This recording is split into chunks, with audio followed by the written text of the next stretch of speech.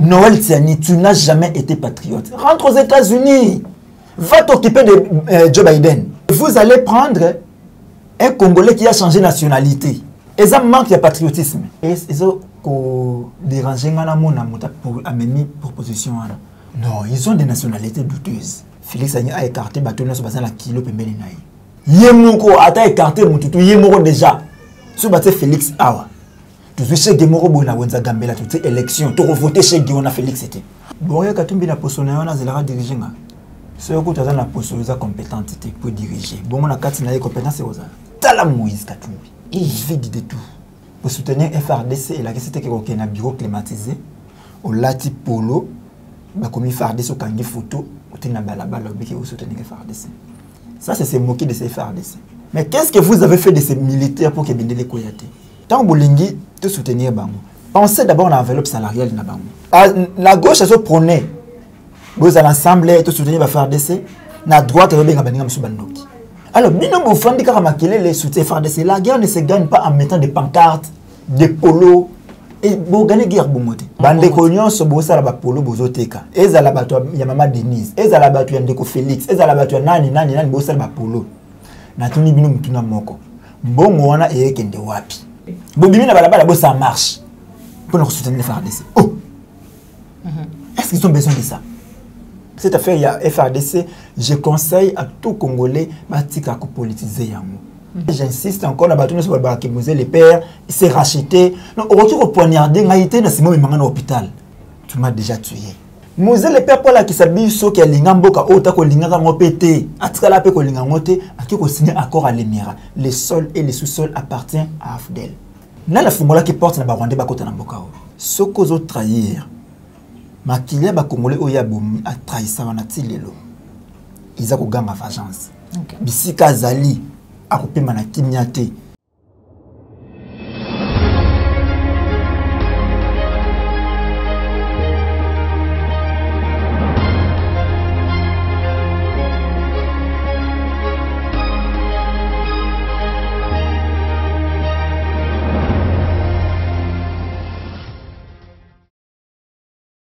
Bozale Belé, Mbotenabino, Bandeko Balandi, émission Vérité de tous côtés, dans la chaîne de vérité 3W Plier Télévision. Merci pour la confiance, vous allez renouveler chaque jour dans la chaîne de vérité. Et là, vous êtes bien et bien sur la chaîne de vérité, la chaîne qui vous informe à temps réel. On a Zalina et Sengo Mukomwalilo, Yagoyama Ponabino, Mwanamboka Zaïwa Congolais, Moutouswa Komelenga, Bizaïwa Congolais, dans cette émission, Batiko Bengo Bongo, soit tu es Congolais, soit tu es Zaïwa, mais tous à Congo Mikolo. Dès que vous avez Maïmatali Mboka na biso République démocratique du Congo, Tokolobela Maïtali date à Mokolomwalelo le 17 mai, date so ebele babenga ki date ya libération entrée à AFDEL, Tokolobela mona kati émission na biso Mokolomwalelo, mais aussi ba marche ezali ko sala maya soutien ya FRDC, Tokolobela mona kati émission na biso Mokolomwalelo et tokochité na Maïmatali proposition ya loi ya Maïtali nationalité.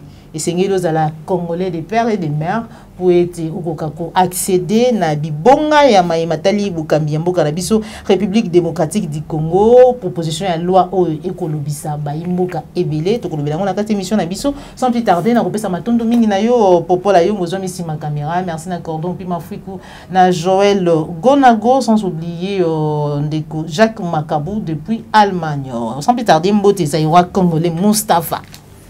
Mbote maman Joël Kombe. Il faut na longola kombo moko na longola le côté na Lisa Iwa pour na botama na Zaïre. Bando na botama période Zaïre ti le ba pesa en carte d'identité na Zaïre.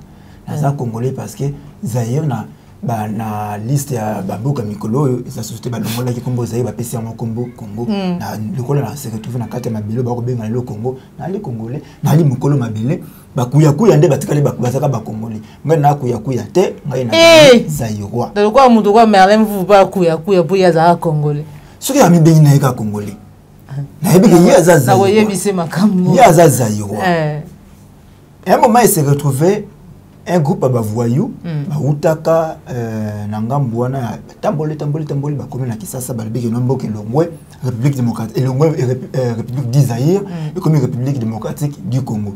On a eu un changement comme bongo parce qu'il y avait des bato bazanga identité fati ba côté ça bango ba ko base de identité.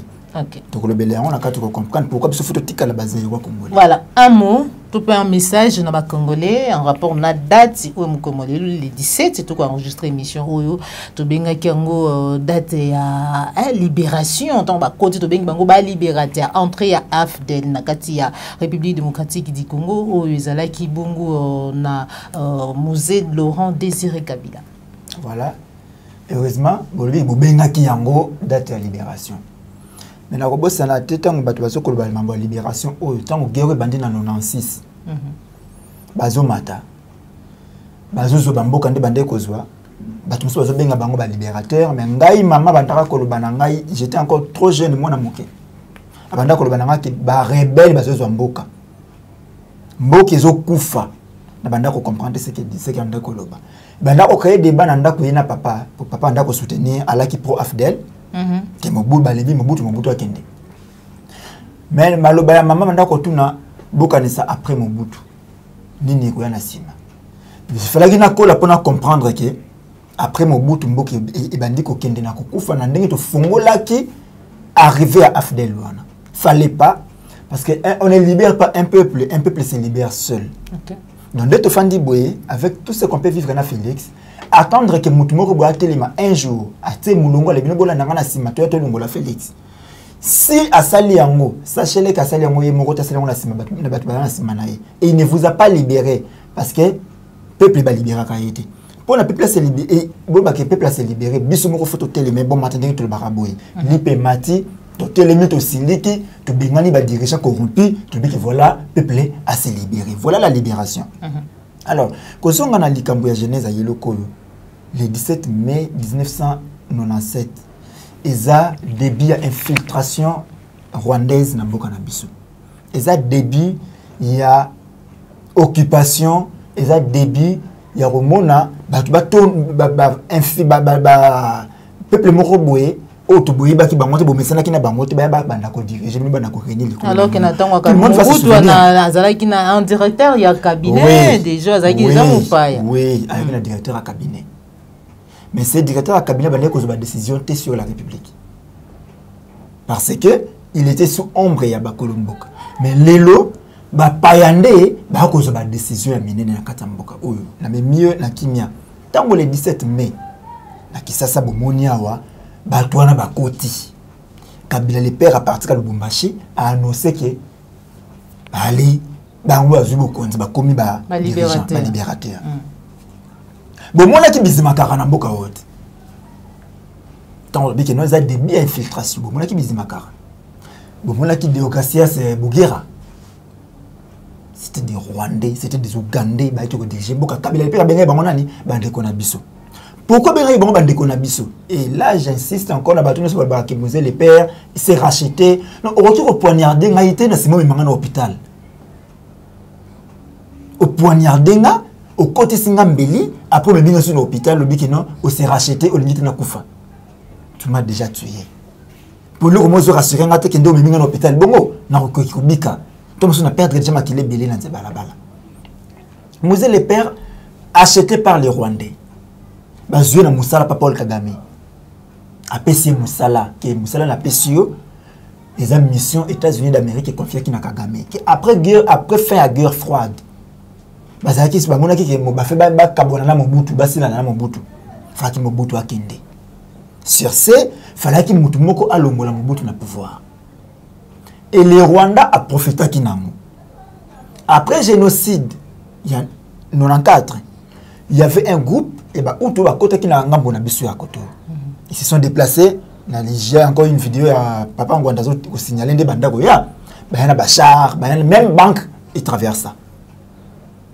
Alors, ndambo wana ba télémac ba fanda ki pembeni ya frontière ba comment ko sala ba exercice militaire tout ça Kagame fruit ya ba américain ya on a comme ndengini Félix au kanisa ki Amérique ko soutenir yé pendant que Kagame est encore en vie.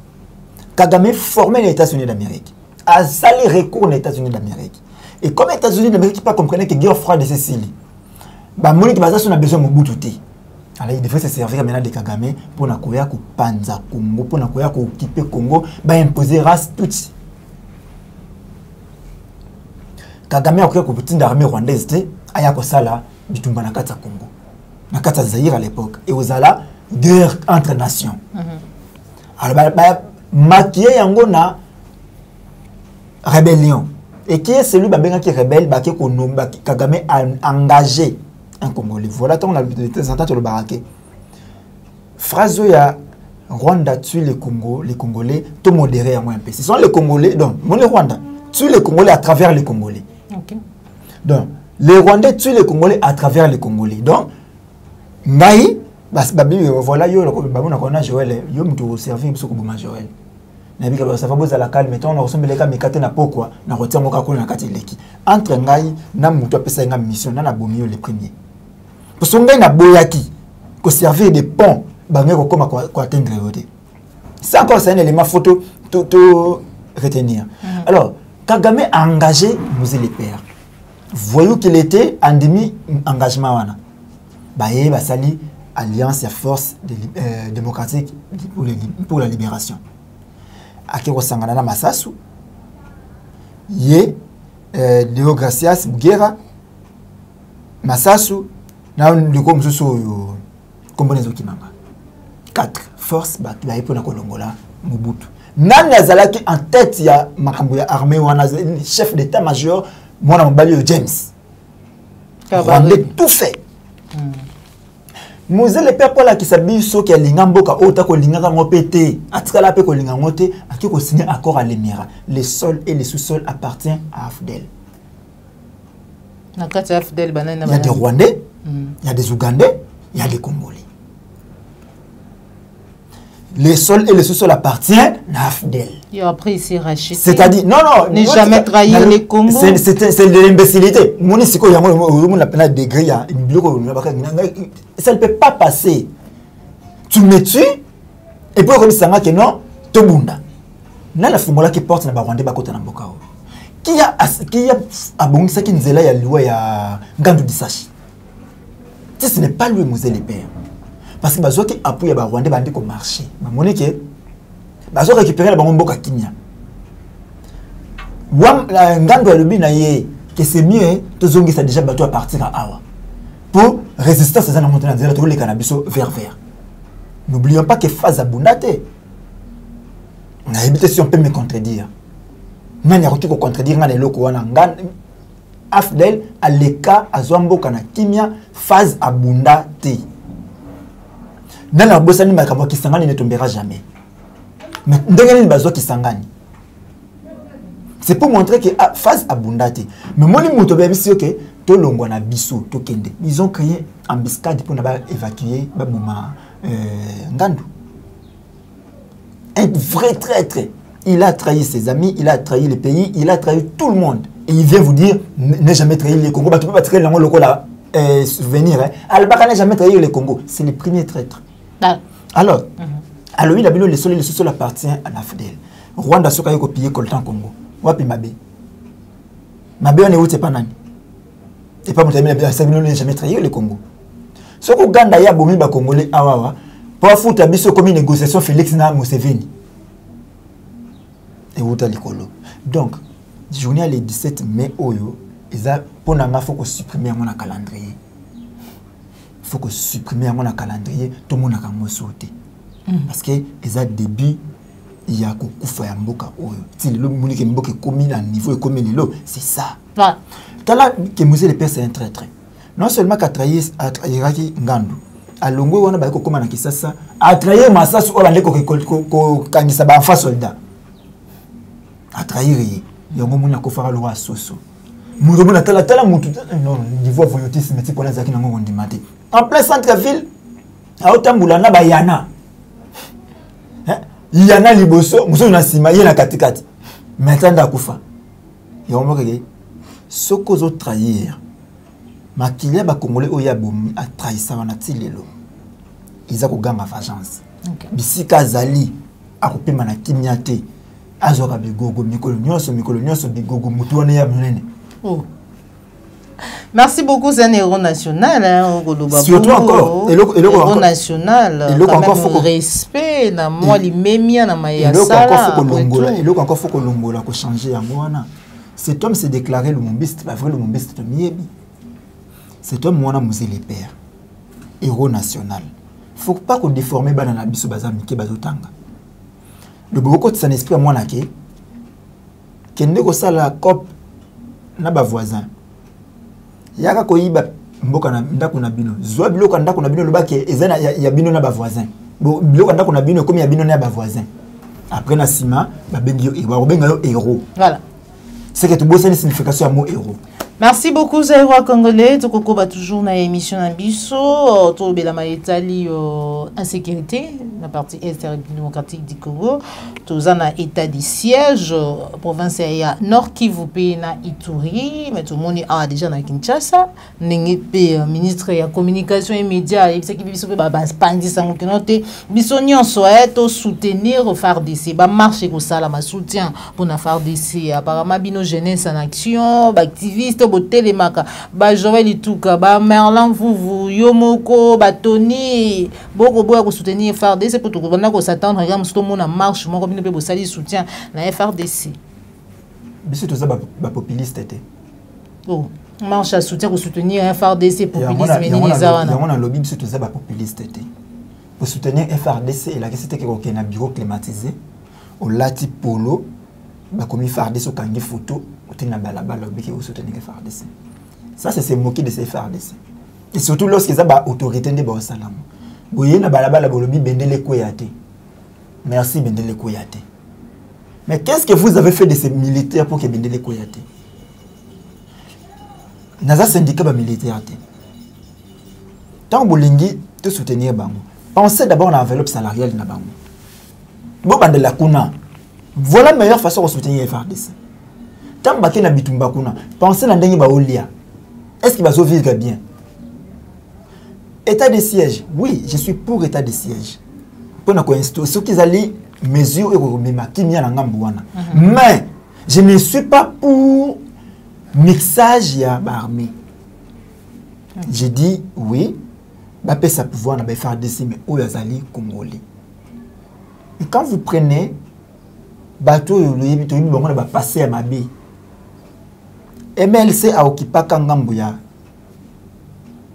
province orientale. Ah, ndeko Zaïrois Congolais, kokota wana te, wana ne ezaki ndoki chaque jour, ezaki ndoki. Ils n'ont rien à voir na mayo boko reprocher bango, c'est tout simplement parce que bolingi kimia te, nde boko lukaka ba fofuyant, boko lukaka ba tumabe partout peut chaque jour bandeko ba kufaka. Qui me maîtriser l'homme le mieux, le plus informé, ça n'a rien à voir, c'est tout simplement qui mute mamabe kindo qui mute ko sala rabino. Aye bisabiso batuana to lobby bazalaka na RCD na MLC oui ou non. Ceux qui bazalaki na MLC to FARDC balaki na MLC to na RCD comme un mouvement rebelle. Ceux qui bazalaki kunate, aye ceux qui bazalaki kunate biso bandoki, ceux qui bazalaki kuna bolukandoki. Soki bazalaki kuna te ki biso to lobi bongo biso nde bandoki mais soki bazalaki kuna ya solo bino nde boluka ndoki. Et puis lorsque moni mokonzi ya mboka aostenir ba discours a bongo omona pelaki soki bolongoli elongi na ye hein ba tuni bino nani azoli ba place on ba ba kishege mo bona wenza Gambela shege mo na wenza Gambela la gauche aso prôner vous à l'ensemble tout soutenir va faire FARDC na droite va benga baninga musu bandoki. Quand on dit que soutenir mutu maman pensez unique na ka soutenir mboka o. So lobby likambo photo ti yango na mesa to banda kotala wapi partie positive wapi partie négative. Est-ce que na positive na négative ni neleki mingi comme ça to trier ni to kosala. Pourquoi lobby bobetela ki Kabila le père maboko awaye bomona ki ka Kabila le père aye sans analyser boyambaki bomoni le leseka bosuki bomoni le leseka bosuki. Alors babiloko piton bozui nos décisions to pesa bango ba diriger kuna état de siège pouvoir na maboko militaire. Oui eza malamu mais to réfléchir ba positivité eza ni côté nini négativité ko za la côté nini et nini to ki ko sala pour que to encadrer en ba mesure d'accompagnement. Alors bino bo fandi kaka makele les soutiens FARDC la guerre ne se gagne pas en mettant des pancartes des polos et bon gagner guerre bon moté. Polo on va stock ba otek ça Et puis on mutuna na otuna mbongo botekela ba polo na yekende wapi. Amutasali yango mutolia yango. Bande ko nyonso bosala ba polo bozoteka. Ezala bato ya mama Denise, ezala bato ya ndeko Felix, ezala bato ya nani bosala ba polo. Na tuni bino mutuna moko. Mbongo wana yekende wapi. Tango bosali ba polo boteki, mbongo wana zo kene état major to bolia. Soki bozolia c'est de l'escroquerie. Parce que vous ne pouvez pas comme na balabala na kombo FRDC, vous vendez des polos ya FRDC, na kombo FRDC mbongo na bino bolé. C'est de l'escroquerie. Va produit tu ba sombi polo, a sali impression, teki a zui solo na. Ça dit quoi moni songa na eko soki netinga punga na osomba ngote. Par exemple, soki na bina somba yango, na osomba on a idée na soutenir FRDC. Que soki na batango combien nzoka ba prix ba $18, ba $20, ba $10. Alors soki na ina pesi $18 par exemple. Na sombi polo wana na idée que bongo oyo ekende na libenga ya ko soutenir FRDC.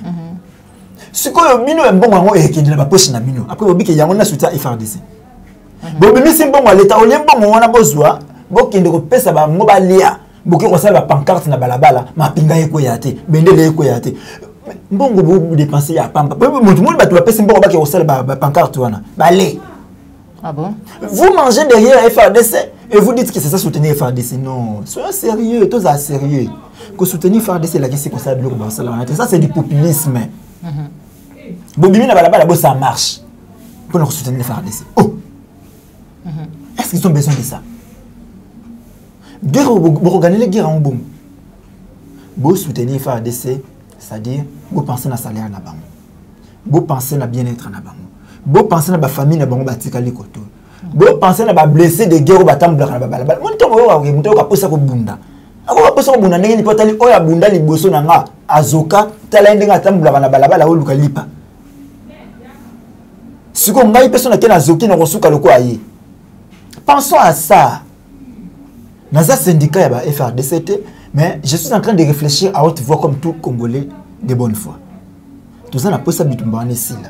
Mais tout le monde a tout aussi ça yango na ba mesure na ba moyens clairs. Mais moi le député le sénateur na disons les parlementaires la question que comment ça va populiste $500. Bah on pèse à $500, $1 million. Na on rappelle bino tonga kamba coronavirus c'est banda ki a délit c'est ça ngaba ki pesi salaire na mois d'avril, mai, juin. Et souka on a pesi pour la coronavirus ça pesi salaire na mois d'avril, mai, juin. J'ai même mon lire avec contredit quand moi bi que c'est non salaire nga zorango. Merci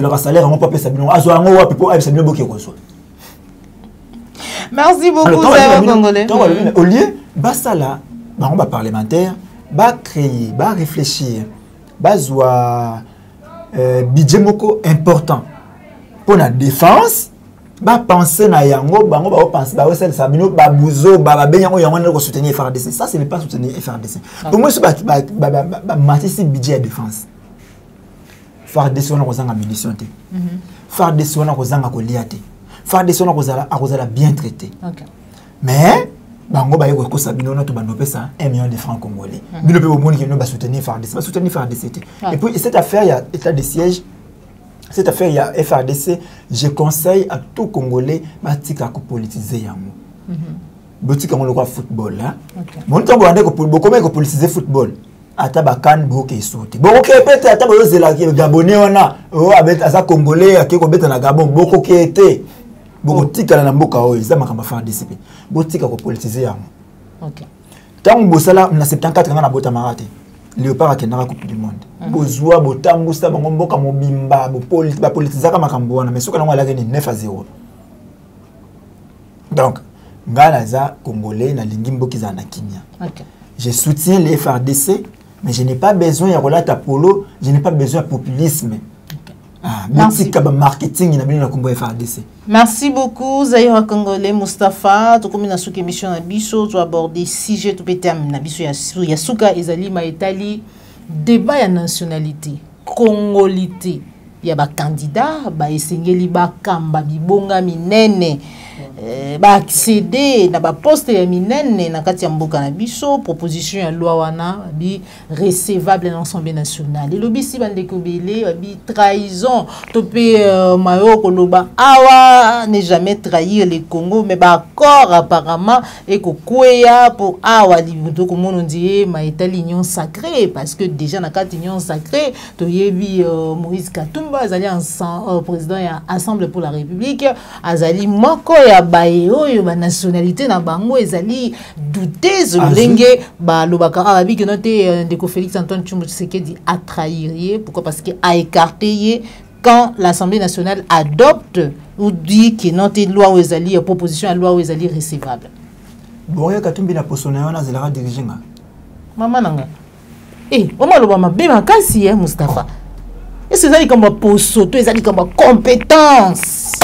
C'est que tu as la posture compétente pour diriger. Bon, on a 4 compétences et aux autres. Vous avez ça kaka. Tala Katumbi, Tala Moïse Katumbi. Mon ami, c'est vide. Vide de tout. Moi, c'est un président d'un grand parti politique et tout le cadre à minene. Qu'est-ce que vous appelez cadre à minene? Oh. Ndeko honorable la bandina ye kulutu Mike Mukibai Laurent Onyemba Ozui Bacheriba Okende Beliezer basala kati ana kati ensemble pour la République tout en ramon comme biso to bimisa ko ya biso biso bimisi Mukibai ngala biso bimisi me alevo biso bimisi biso Eliezer Tambo ngai moko na bimi. Voilà ce qu'on dit. Voilà même poids. C'est-à-dire que tu compétence non, tu l'équipe bango na poids. Toi même poids t'es. Tu l'équipe bango na poids. Oh, c'est wa Congolais. Donc, bato le monde na. Wa Congolais Luka. Bato bakenda kusangana na Katumbi. Tout na bango vision Katumbi za kanini. Oh, donc Katumbi za kana vision. Tindinga za un pêcheur. Atiki pêche le a komi côté kaka baba minéré. Il a quelle vision? Tout non amoni il fallait pas na poser ngo makambo na oh eza sous débat on répondre tes anti o bimisa haine non mitema mabe to pe kindoki yango vérité de ça passe seule la vérité qui blesse ce que tu dis na yeba ki te ko répondre boy na ce que na makambo na non na tu dis Katumbi ça pas ça diriger mboka o quand mboko ndeza pena boy il semblerait que Katumbi est un fils qui est député na Zambie non qu'il a dirigé la Zambie. Moi, on a déjà député Kuna. Il peut soit accueilli. Moi, je vais bien. Katumbi, bon, on a osé la confirmation. Il semblerait que tu as un père juif ni une partie italien. Hein? Na retourna yo, puis ça m'a eu réponse. Maman n'a eu paraîtrait quand la zambienne. Parce que yo peut te se retrouver en dengenini. Kabila baki oya awate. Yo zongi Félix azongi. Mais so Félix ba yebiso ke oza candidat. Bah, il y a des informations sur Babel qui nous ont envoyé député dans Zambie. Bon, si c'est vrai, on y Si c'est faux, on y les appels malades pour tous aller informer. Alors, nous avons ce qu'on a dit quand il y a débat nationalité. Il y a proposition recevable. Bah, j'ai un mot fondé et recevable. Bon, malade mon mingi. Mais ils ont dérangé pour amener proposition parce qu'au départ lui-même n'est pas congolais. Non. Un certain moment comme Roboya Batunions, la nationalité comme à douteuse pourquoi? Non, ils ont des nationalités douteuses. À un certain moment, il y a pas ça kabongo. Ba ministre passeport. Mo fouiller ba mo bien beaucoup mon passeport ba ndo ministre bino. Ba mo passeport ndo ministre bino. Mais n'est-ce pas que Noël Tsani a un enfant américain? Moi na botami la République démocratique du Congo. Mais des nationalités américaines. Né à Kinshasa. Nationalité américaine, à son nationalité Merlin. Merlin Foufaloba Kango, j'ai vu sa femme passer pour confirmer, va dire à Merlin. Okay. Félicitations pour la recherche. Voilà. Surtout qu'il y a de la ligne. Mouto Azad de Yosa Congolais des pères et des mères. Mais toi-même, tu n'es plus Congolais. Non seulement que tu n'es plus Congolais, aux faussaires. Mais parce que, à combien de candidats président de la République, parce qu'il y a des Congolais américains. Donc,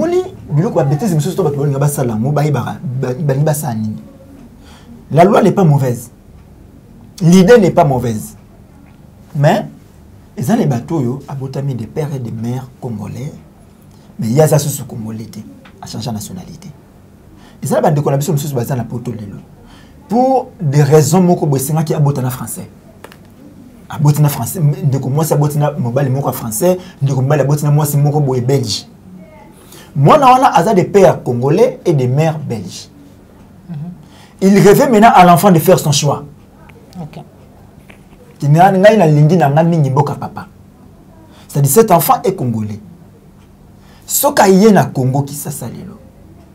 Abandi ko exercer et que azu ba ambition moko très positive pour nous diriger mboka oyo. Bolo ba keno ko tata surtout maman naza belge, jamais comme président de la République mboka oyo.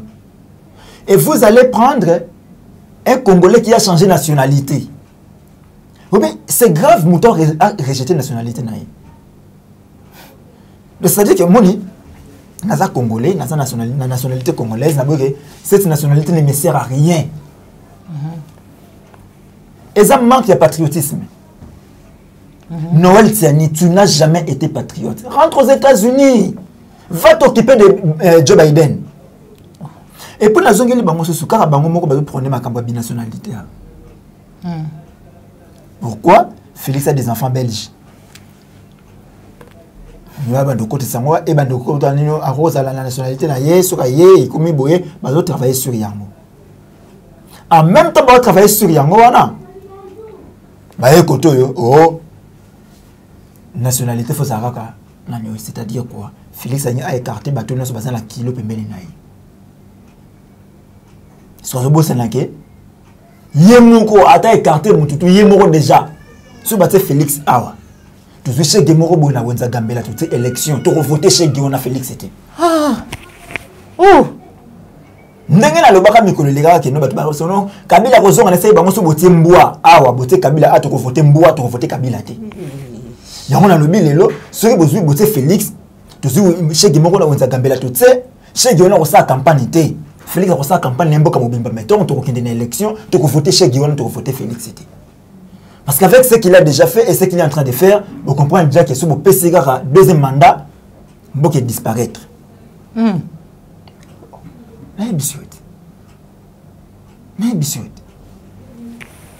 en 2011, tant que qui est voté, n'a pas que ceux qui Kabila a gagné l'élection en 2011, donc souffrir ma casse qui mandat passé. Bah tu n'as pas que open raisonnement ya mutabala bala. Tu souka tu wapi. So Félix c'est votre premier mandat déjà pour vivre boy. Pour deuxième mandat. Ouais biki na OK na ngana ozonga souté. Tu bete bye bye Félix. Bye bye leki. Merci beaucoup Zaïra Congolais pour répondre à l'invitation à Bicho Zaïki Bongo Makanizia. Zaïra Congolais Mustafa et Samakanisi naye surtout ya kobunda mboka pona mboka naye mitune zalaki yanga biyano zalaki yaye soko sepelaki na émission o like yango partager yango soko ezali mbala liboso la maman Joël Kombe Kobosa na mingi te ko s'abonner na kati la chaîne de vérité mais ya moto kabwana na bino to pe na ye na kosenga ye tapesa numéro ya téléphone pona baye ba kozala bosenga na ye numéro plus 243 89 92 31 570 plus 243 89 92 31 570. Les Cambozali, il n'y a pas si peu à Mawa. Nakanisa Mokolo papa honoré Ngwanda Kufaka dans le barrel Lokomoko. Ok. Seule façon il y a honorer mémoire naïe n'est composé zaki honoré et ça continuer combat naïe. Oui, je me rappelle. Alors continuer le combat à honorer. Et vous allez malamu mingi na bandeko ya pareko et basusu bayebake nya utangwa sumbaka ba mona raté soka sumbia kundi bato ba mituna ka chauve soki alia ka bloc alia ke bimila ka wapi bato ba mona raté c'est-à-dire kati na biso bato toza ba problème et vous angaka jamais mais bato bazana en face na biso so ba yebi ke tozana ba problème c'est fini de comme fragile. Problème ezali na kati ya pareko, problème ezali bofanda bosolola. Pourquoi ko banda robenda na gauche na droite? Na yoki bande ko monsieur babimi non bango ba reconnaître que maman Candide. Ba so babina bango ba boyi maman Candide. Première question, comment est-ce que maman Candide a comment que c'est comme wana? A s'autoproclamer qui était. Il y a eu consensus. Ce bon monique et simbi sous-sauté. ba statut ba sala yango pona ko bandela bokoki ko bandela mais soki bokabwani bato wana bako réussir kuna bango parce que le coup était quoi Honoré Ngwanda doit disparaître ce que Honoré Ngwanda disparaître makambo no ceci mais nous tout le monde que Honoré Ngwanda disparaître bokosa eloko moka bien 10 ans 20 ans bokomi na suka ya bitumba na ye bisika zali alors que voilà na kendaki mais la tikelaki bana moko musala basali ya moti na suka bolingate le lolo bikuna batu banda koboto la bino lolo bino bandaki parce que soki bokomi divisé vous ne serez plus fort tant vous êtes fort batu bakoya na sima ba petit ngwanda bakobotama autant vous super déjà bazar to bazar bele yo mo petit ngwanda te en résistance non quand on dit c'est-à-dire que batu bakoya ba désormais apparaît ko et comme il y a biso to comme biso mo to récupérer le na biso comme ba kolona non parce que ça ne fait pas et ça là et sengoté hein et ça les sengoté oyoki entel a lobi boye entel attaqué boye entel a nyala ki ngande na zalaki proche na ye ngande na ye bien okuna kosi okuna lobi vérité c'est pas bon na tondo mingi na bandeko nyaso ba kolanda pe bazolanda biso na tondo mingi na ba oyo ba pesa biso toli OK et tout continuer objectif faisant moko na batu bake nzela ya gauche na batu bake nzela ya droite objectif faisant to koma na suka OK et vous allez bien to komi na suka to tala na bilongi to sepeli to yambani to lobi voilà nzela zala ki mulai kasi to komi quand même voilà. Merci beaucoup Zaïra Congolais pour nous répondre à l'invitation à Bisso. Merci on a propos la yombo Jean Makissima caméra Cordo Pima Frikou Joël Gonago chasseur d'images Christian Bopat et les référendums autorité morale Jean Bembe West Papa Alphonse Sala Ndeko Dominique Sanal Papa Laurent Bongonda na bosanité Félix Mbatika Mouma Bokoban Kondo Tokabwani Awa Soukou sepela ki na émission o like yango partager yango ceux qui animent la liboso Olanda maman Joël Kombe Kobo Sanate ko s'abonner na la chaîne de vérité la chaîne qui vous informe en temps réel 3W Plus Clair Télévision. Au revoir.